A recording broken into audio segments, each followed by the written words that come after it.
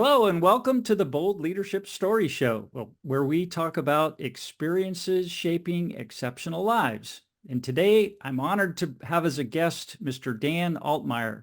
And I'm going to take a minute to read from his bio. Dan's got a long, distinguished career. He's a visionary leader, connector, and facilitator with the ability to uncover opportunities that others may not see, helping people use their own power to embrace their destiny. He has always had a knack for helping people and finds their best qualities to pull together with others to meet a common goal. And Dan started his career as a cab driver. Wow. And you've built your career to you've done very well in the insurance world, looks like, with managing 100 agents with 150 insurance broker relationships, and have spent many years as on the board of directors at the national level of the Insurance and Financial Advisors of Greater Washington, D.C. There's a long acronym there. I won't I won't try to attempt to do that. And then you've been involved with the Helping Hands Society on the board of directors, and you have 3 wonderful children with your wife, Karen, and 7 grandchildren. Wow. That's quite the legacy. That's great. I have one, and I got to spend the day with her yesterday. It was so much fun. And so imagine 7 of them is like 7 times that. So congratulations. Yeah. And your current passion is helping people get the most out of their lives by recognizing that aging is an opportunity. And I'd like to start there, Dan. Tell me what it is that brought you to that realization. I'm old. Yeah. Age has You know, there's some benefits to being old because you can, you got some perspective now, right? well, it is, and as you age, there's I don't know who said this, and I'm probably not quoting anybody correctly on this, but I certainly believe it, and that is when you're young, you're smart, and when you're old, you have wisdom Hmm. and, and Right. and perspective, because you've seen things, that, oh, well, this seems like it's really cool, but then all of a sudden you see how it plays out, and maybe it's not that cool, so you have some perspective on that, but you also have perspective that you've watched other people go through the aging process. You've watched other people, and some people go through the aging process and are allow it to affect them, and they feel like life has passed them by, Mm. and other people just get better. So what's the And difference? What is it about those people that gives them that whatever it is that they kind of well, go I with the mean, some norm of it, and kind of go downhill, or they keep getting better? What's the difference? I think the difference is mindset Hmm. and perspective again. That when in 2019, I had come to a point at the end of 2019. My stepfather had just died. He was the last of the generation in my family. Hmm. Uh, my mom had passed away in 2009. My biological dad had passed away in 2015, and then um, my stepfather passed away at the end of 2019, and all of a sudden I was the oldest person in my family. Okay. How'd that I feel? was I was the scone, if you will, Okay. of the family, and it was different. And there was always somebody I could talk to that was older than me and had gone through things, and I just always felt it just was a different feeling, at Mm. that. And I'd always kind of taken a lot of responsibility in my family. And um, uh, anyway, but it was just different in that respect. And Did you find that your other family members, siblings were they starting to depend on you for the wisdom at this point? well, I don't know. I mean, in some respect, see, my biological dad, I was the only child from his first marriage, and I kind of grew up as an only child. Okay. And then I had my dad got married a second time and had two additional kids, and they lived apart from me. I would see them maybe for a couple of weeks over the summer or whatever, but they were in a different city than I was, and Hmm. so we weren't all that close. But we certainly um, felt like we were siblings at one level or not. And then he got married a third time Okay. and had two more kids. And I got a chance to meet one of those kids once when she was about 3 years old, and then again I got to meet her when she was and spend some time with her when my dad was sick, when she was in her early 40s. Unfortunately, she passed away, Mm. and she so I lost one of my siblings there, and then her brother, my step brother, my half brother, David. I have literally, he's like in his mid 40s right now. I've never met him in my life. Mm.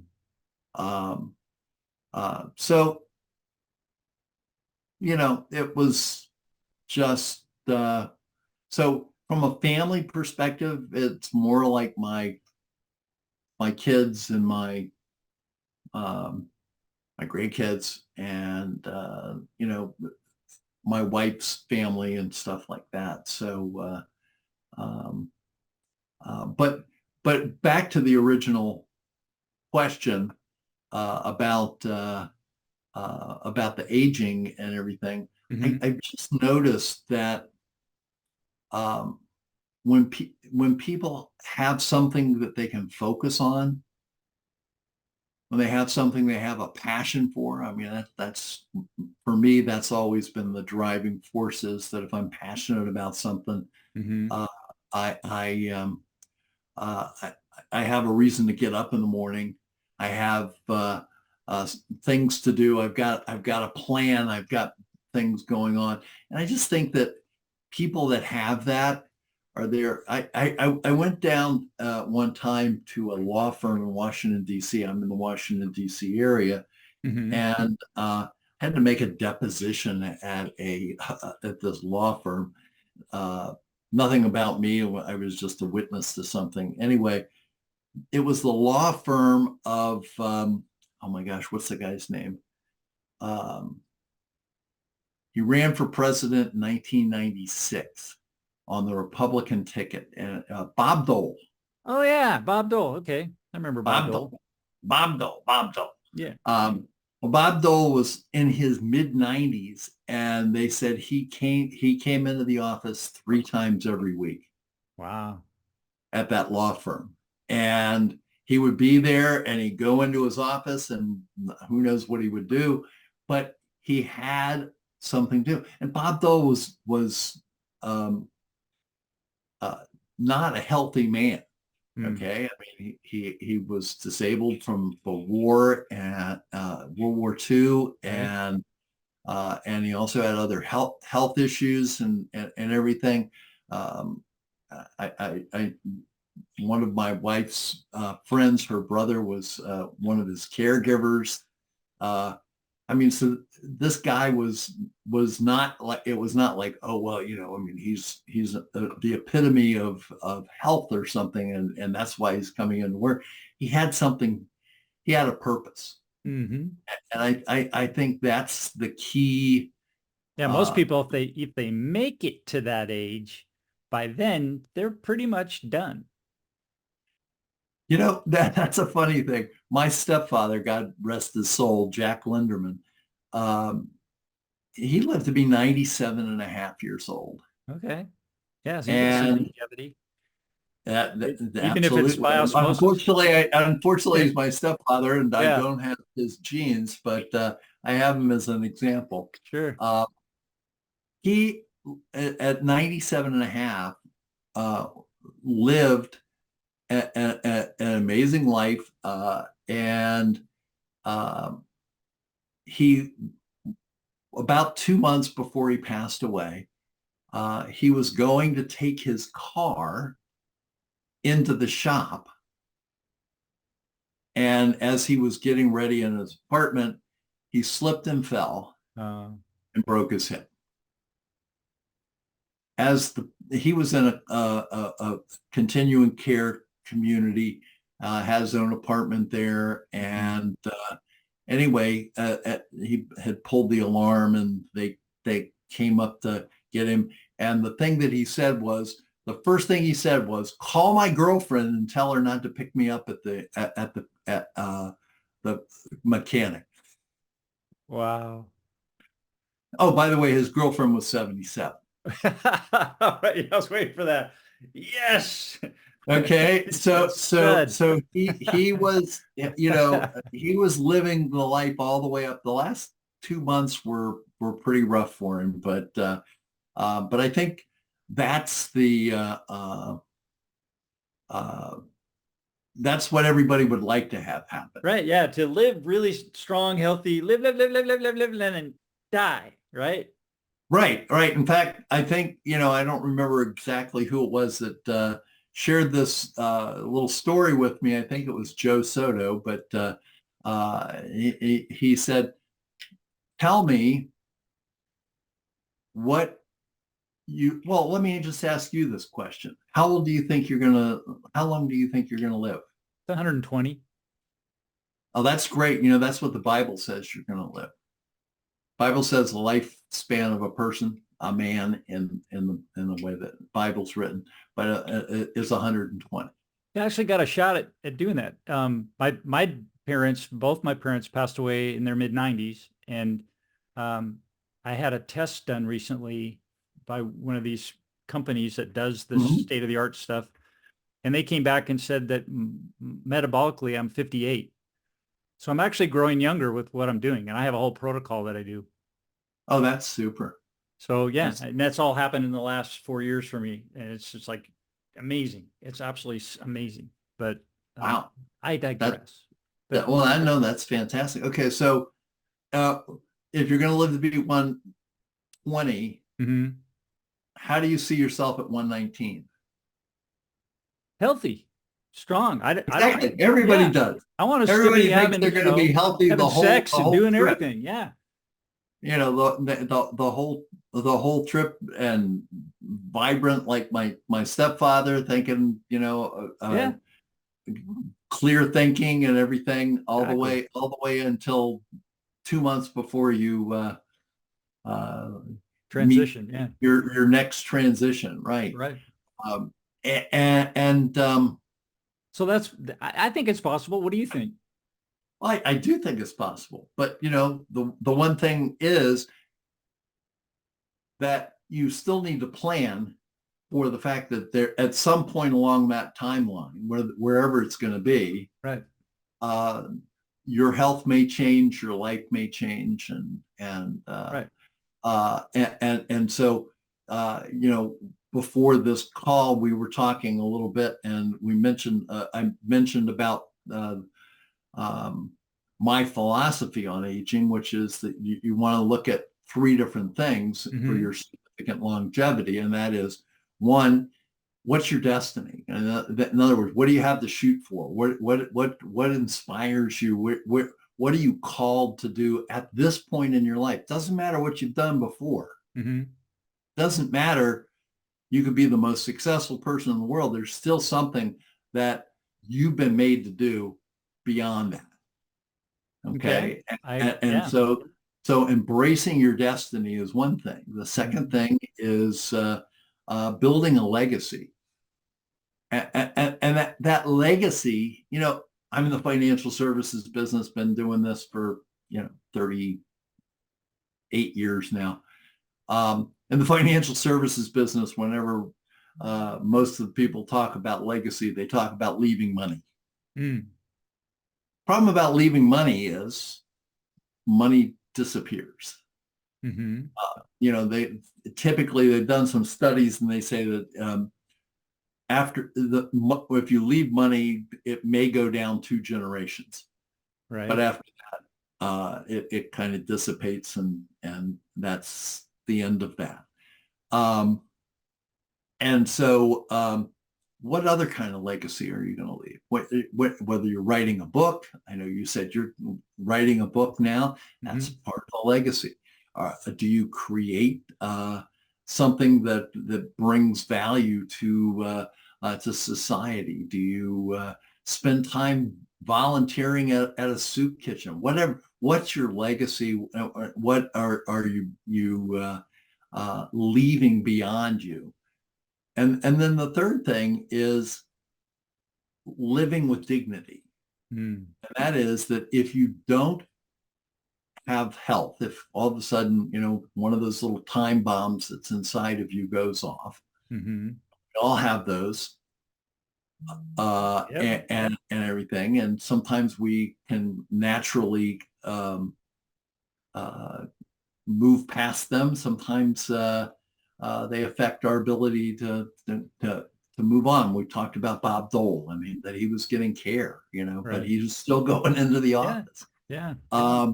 But do you have a plan in place for that? And that's what my book that I was in the process of writing a book about those three things, destiny, dignity, and legacy. But what I realized was that the biggest gap out there that is really something that can be dealt with and taken care of is planning so that you can have your dignity if something happens to you. Okay. I'm a big believer in contingency plan. Right. Yeah. Right. Exactly. And I mean, like, do you have a will? Do you have a power of attorney? Durable power of attorney. Do you have all those things there? Do you have, if you need care, do you have funding for that care? If your care plan is that your kids are going to take care of you, do your kids know that? Right. Yeah. And have they signed on? Right. Yeah. And so that is a real important piece. There's the wisdom kicking in that right there. I'm still stirring on that idea. It's like, well, my kids know. And I'm like, no. and so it's and that's my business model right now. I've been in financial services for a long time, but really what my calling is right now is to helping people with planning for my practice. Champion Human Capital is now a dementia focused practice. And we try and help people with planning, help people that are dealing with issues with their parents, but also with their own plans, as the case may be. And part of that may involve insurance, part of it may not. But it's putting that together, working in a multidisciplinary fashion with the caregiving communities, as well as attorneys and in a lot of cases accountants. So putting those plans together and having that lined up, because I'm a firm believer in what you think about is what happens to you. What you focus on is what you, and if you're always worried about what happens if oh, your next door neighbor ends up in a care facility or whatever, and you're thinking, oh my gosh, I really need to put a plan together. I haven't done anything. Oh, I wonder what happens to me. Oh, it's too late for me to do that. I can't do that. You start thinking like that, all of a sudden that's what you're focused on. And, the power of suggestion is going to have you find all the different reasons why you should be there and not there, as opposed not. But if you have a plan, you can just say, well, gosh, something happens, at least I've got a starting point for where things are at. It doesn't mean that if you have a plan, doesn't mean that you're going to have the answer for everything, but at least you're part of the way there. Yeah. Oh, yeah. I can see that. You've got, and because you've taken the time to think about it and put a plan together, document it, you probably thought about your purpose. And absolutely. And have that more firmly in mind, and getting you up during, at those times when you're like, sometimes you get, you wake up and you go, well, why do I want to get out of bed? Well, if you have a purpose, you don't even think that anymore. You just, bam, you wake up and you're up and you're going, it's like you don't have time to sleep anymore. Right. And you don't have time to sit around and watch MSNBC or Fox News or whatever. Poison, right? And gripe about the whole world, oh, all of those people, I don't watch that stuff anymore. It's like, I figure if something really bad happens, somebody's going to tell me, yeah. better things. I have to spend a little bit of time on, looking at newspapers and things like that online, just because of the financial services stuff that I do. Sure. But it's, again, just like we talked about before, are you smart or do you have wisdom? A lot of times I can see, oh, well, that person's being manipulative. That's, oh, well, this article is saying this, but there's got to be another side to that, right. and it gives you some perspective on things. But you're right. I mean, if you get up in the morning with a purpose, if you get up in the morning with a list of things you want to accomplish, then you're more likely to accomplish something. Absolutely, yeah, and not think about, dying. I'm amazed that sometimes and I've done a lot of research on retirement and longevity and everything. And what happens, the first 2 years of people's retirement is kind of a response to not having your job. So what does that mean? What do they do?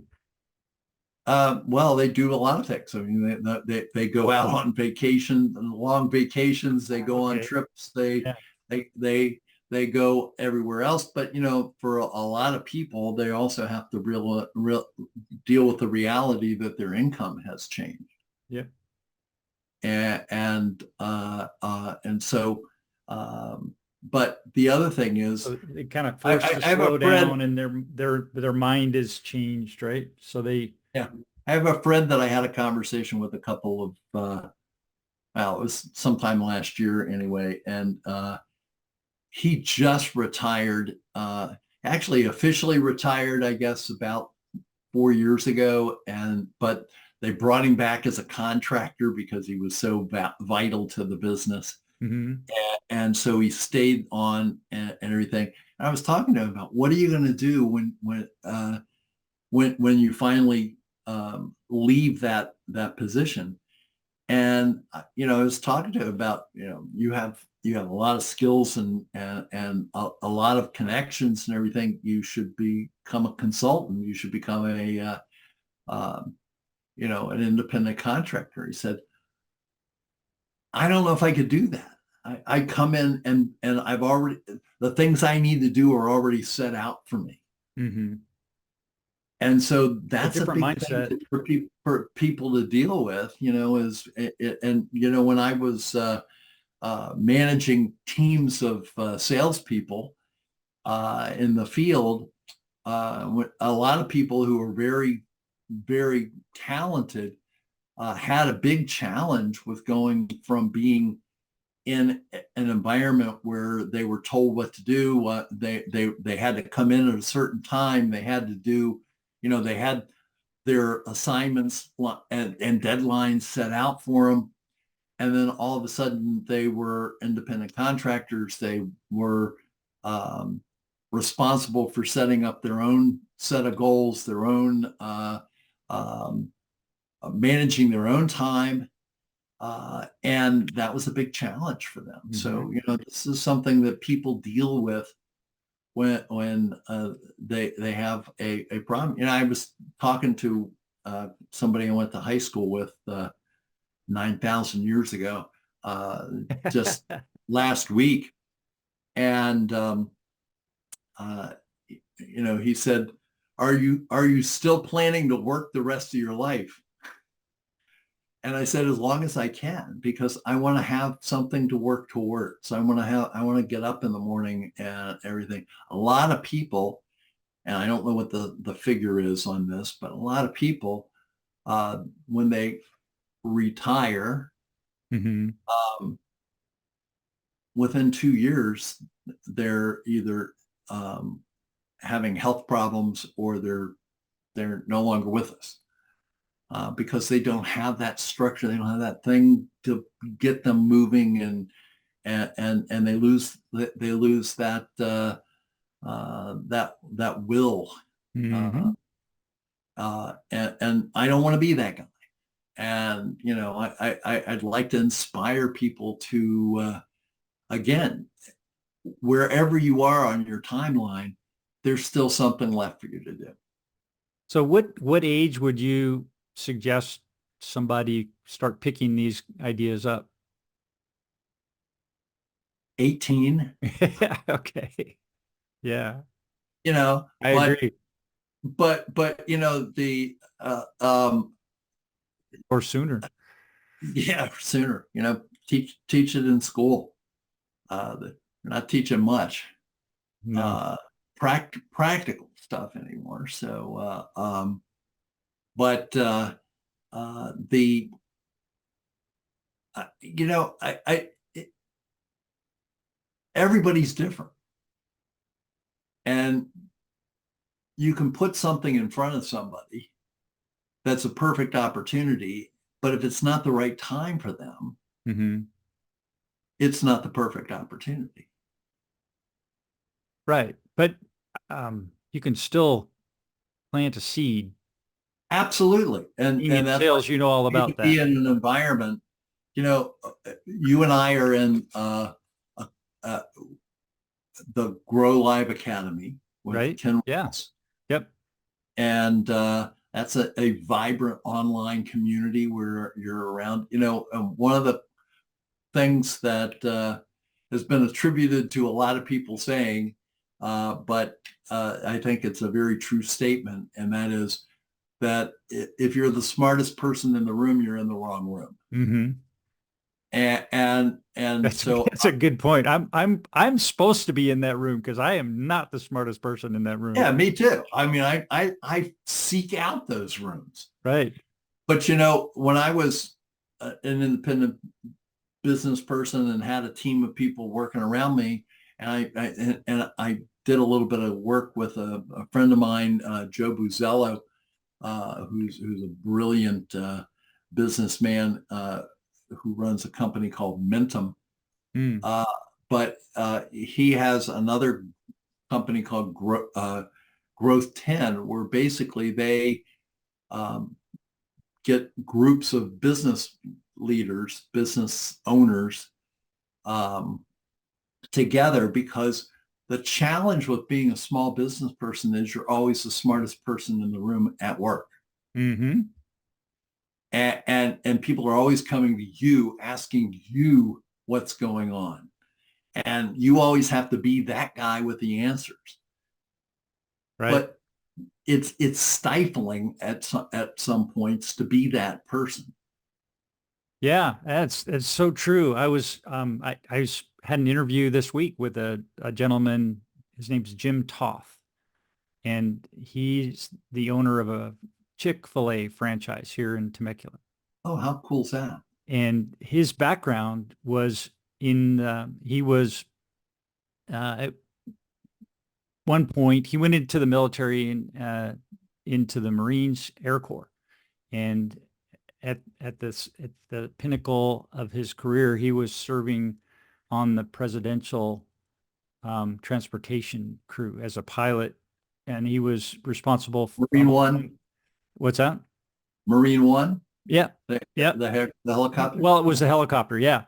Yep. Yeah. Yep. He Marine was One. that guy. Yeah. And amazing background. And one of the things that he mentioned was this idea of having a debrief after an operation. They would debrief very honestly, transparently, brutally honest, necessarily, because there's life and death situations happening, especially when he was in Afghanistan and Iran and different places during his career in combat. And they would do these debriefs. And fast forward to his time in franchise after he'd left the military and retired, he didn't have that anymore. And he was the top guy. And he was like, oh my gosh. And their franchise was growing like crazy. And he says, well, if, he knew that if my mental state is less than my business will eventually come back down to me. And so he needed to figure out a way to get up here. And what he did was he got a degree in executive leadership, master's degree, and plugged him in with a bunch of people who were his peers who could tell him honestly, you're doing well here, but this needs improvement, and, get your poop in a group and kick him around a little bit. And he needed that. We all do. Right. Oh yeah, absolutely. And, so and that's a great point. That's a big thing, that the whole thing with COVID and the changes that everything has done. I mean, you're in Temecula, mm-hmm. and I'm in Damascus, Maryland.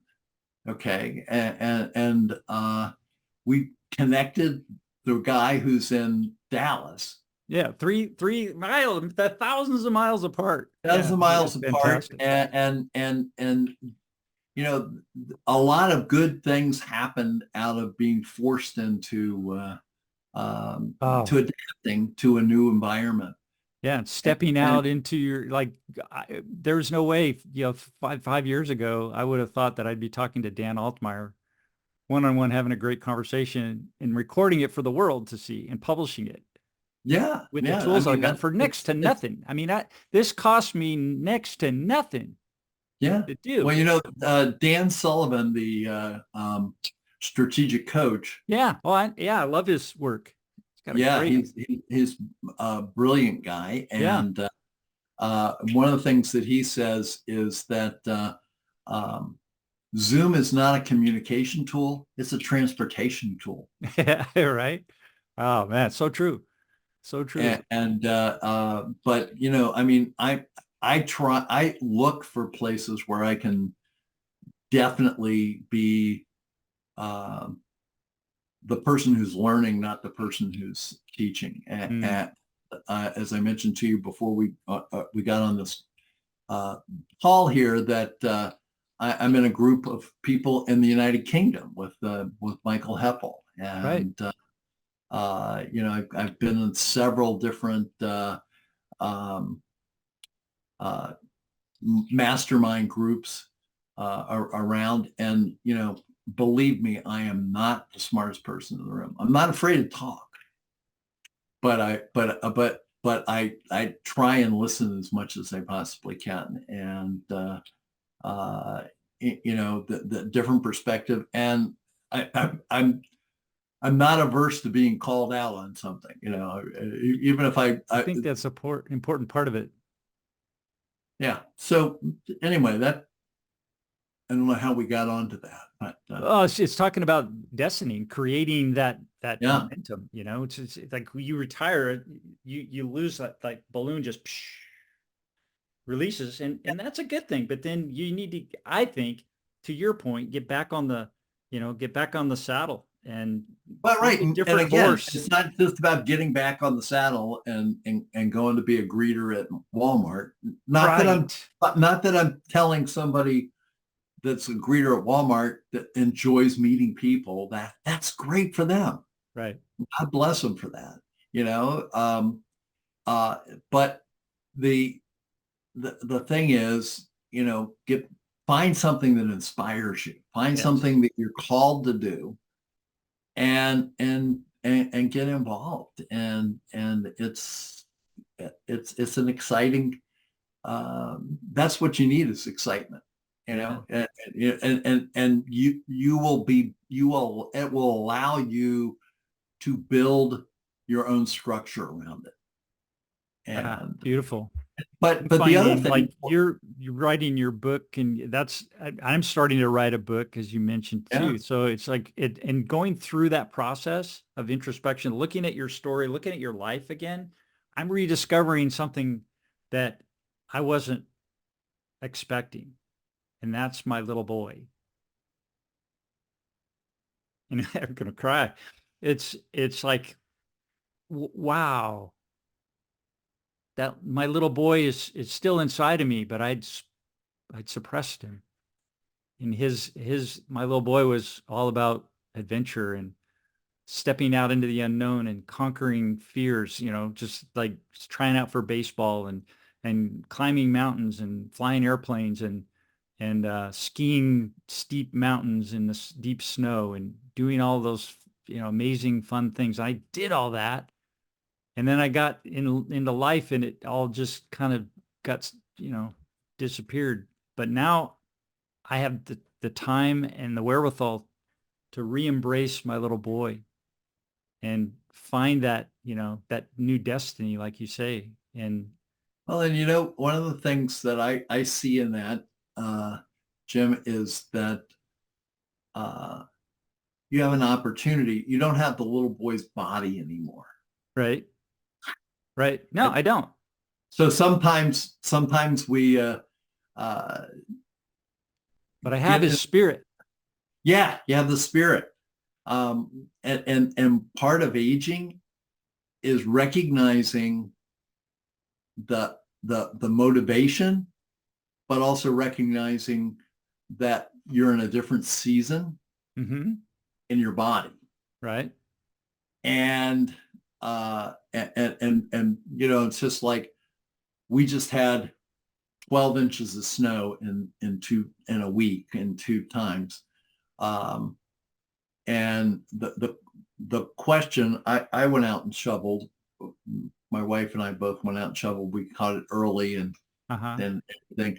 But I was literally at a viewing from somebody I went to high school with, who passed away. Mm-hmm. Uh, and the lady, that one of the ladies that was there, that I went to school with, had said that her son is in a fire department, and they had lost in his county. They had lost 3 people, 3 men who were out shoveling, Wow. that had heart attacks. And so sometimes that little boy Right.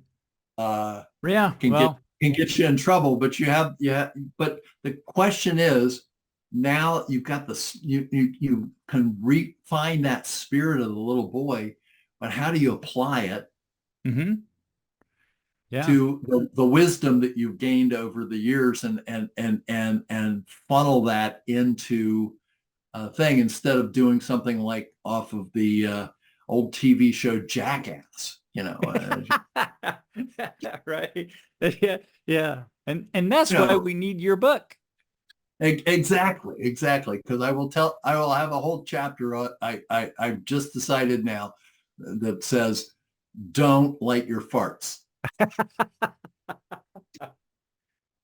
Uh, The Blue Flamers Club.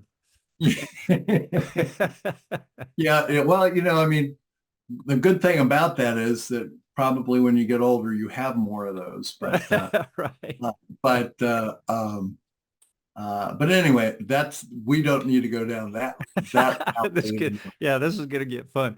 Well, Dan, we've been going here for a bit. Goes so fast. I have Oh one last yeah, yeah. question for you. Okay, You got time for one more? sure. Awesome, awesome, awesome. So here we go. I can take the Fifth Amendment, can Yeah, I? I plead the fifth. This is it'll be fun. Looking at your whole life. I asked this of everybody on the show, as I mentioned. So looking at your whole life, what was the boldest leadership decision that you've made, and what were the consequences?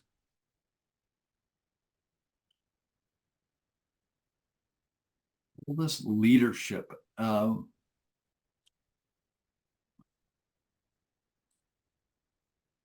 I don't know if it's a leadership move or a life change move, but uh, I was the operations manager of a local half of a local bus uh, system, Okay. and we grew that from being a little thing to being a fairly large people. We had about 125 employees and a Okay. $20 million Wow. budget, And this is for the city you lived in? and for the county that The I live county. in. Okay. And I was on a trajectory there to move up in the system and everything. Um, but there was a leadership change above me. Mm-hmm. Um, and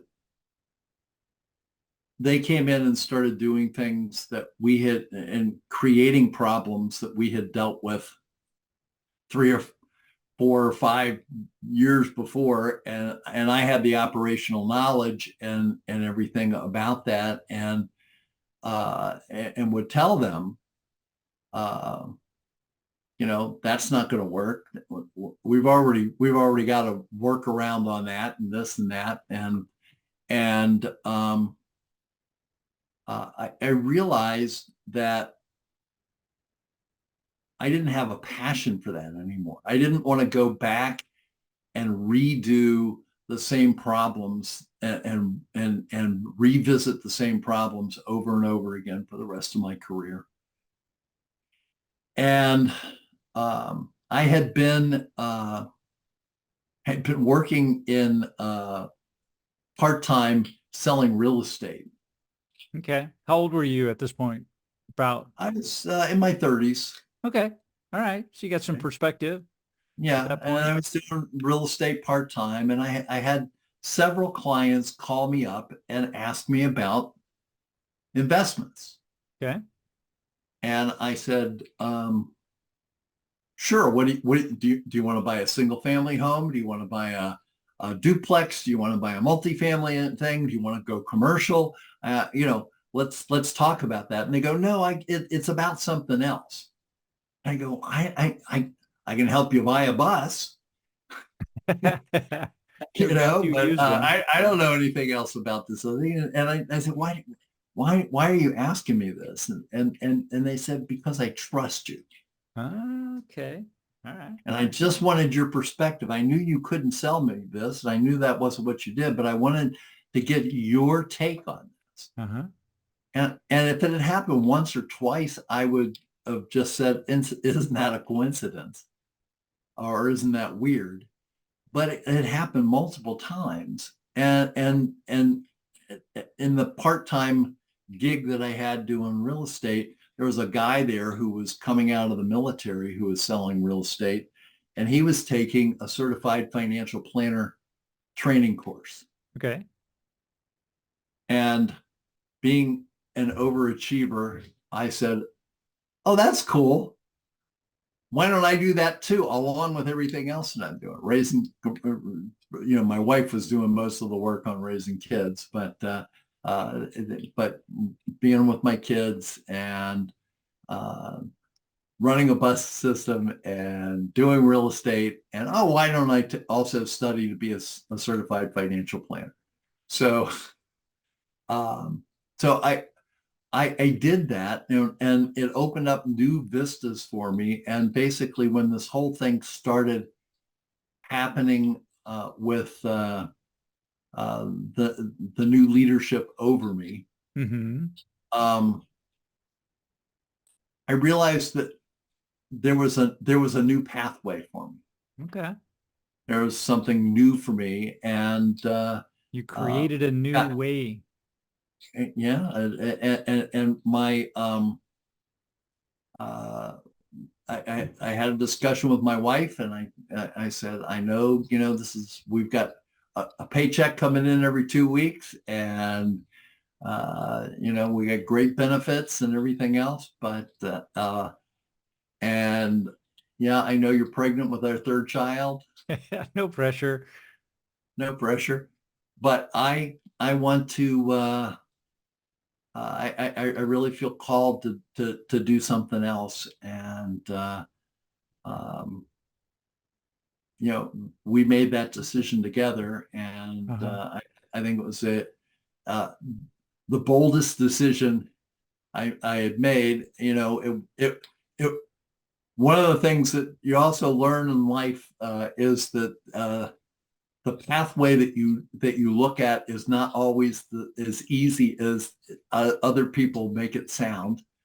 Right. And so there were ups and downs in that whole process, um, but it was still a pathway that I uh, wanted to do. And then that same thing happened at the end of 2019. I had lost my fire for working in voluntary benefits. I had been with uh, Aflac as a regional sales coordinator and a district sales coordinator for about 25 years. And at that point, I just said, I know there's something else out there. I don't know what it is, but I know I'll be called to it. And I started joining all these online communities and everything else. And now here I am today with a new passion. I knew it was out there.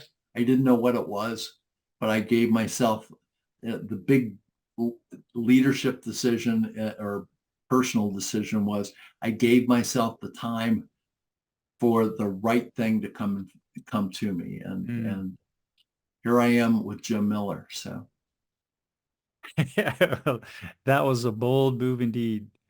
Well, I've had a couple of those as well. One when I was in my 30s that was quite impactful and well worth it, well worth the sacrifice. But yeah, it's listening to what's in your heart and following that. And sometimes it's not easy, but in the end, I think it's the thing to do.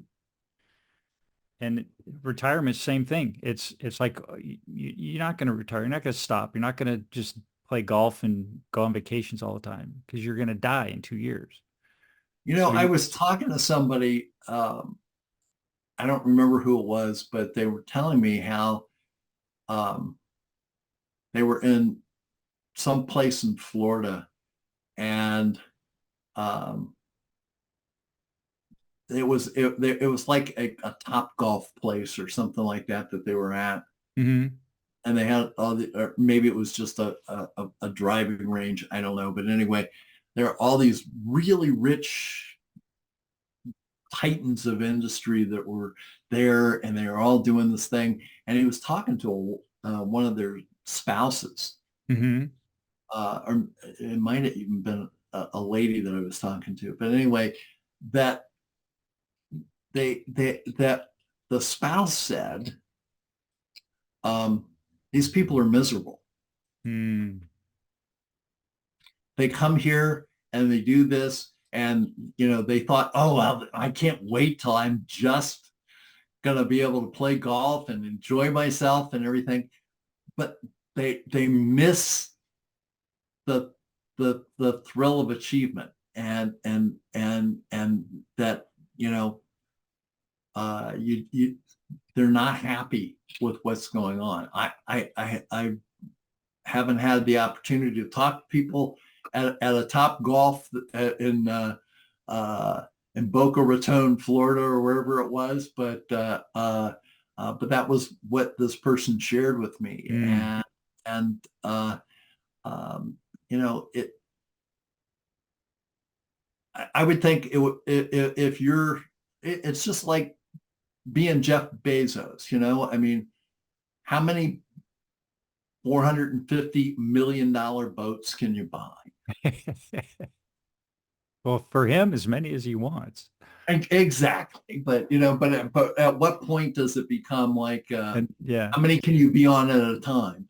yeah. If there was a happiness quotient somewhere in there where, you could actually beat him in the happiness quotient, just being a pauper, because inside you're satisfied, happy, Right. joyful, Right. And, right, grateful, appreciative. and you know what? I mean, God bless him. I mean, I remember being in a church service, and somebody was ranting and raving about how much money he had made over the pandemic. Hmm. When everybody was having 15 drop-offs from Amazon every day. Right. Uh, Yeah. and I pointed out to him, Jeff Bezos started in his garage. Yeah. Uh, Yeah. and, And he and sacrificed for years. right. And Years. he literally drove the boxes to the post office Right. He had the himself. vision and the But his stick-to-itiveness. He vision was getting pounded by his investors, yeah, we haven't made any money. And it's like, he's like, go away. It's like Steve Jobs used to do. Like, yeah. go away. But where will we be in 2019, 2020, 2021 if we didn't have that infrastructure that he built? Yeah. It'd have been a lot different. Where would people have gotten their food? Where would people have received their toilet paper? Right. Uh, or their masks, and so things happen for a reason. And he got to a point where the Amazon part was no longer challenging to him, no longer the thing, and he's still on with the space thing, whatever that's called, and he's still riding around in his boat with his new fiance and stuff. But so he's got new things that he's interested in. Mm-hmm.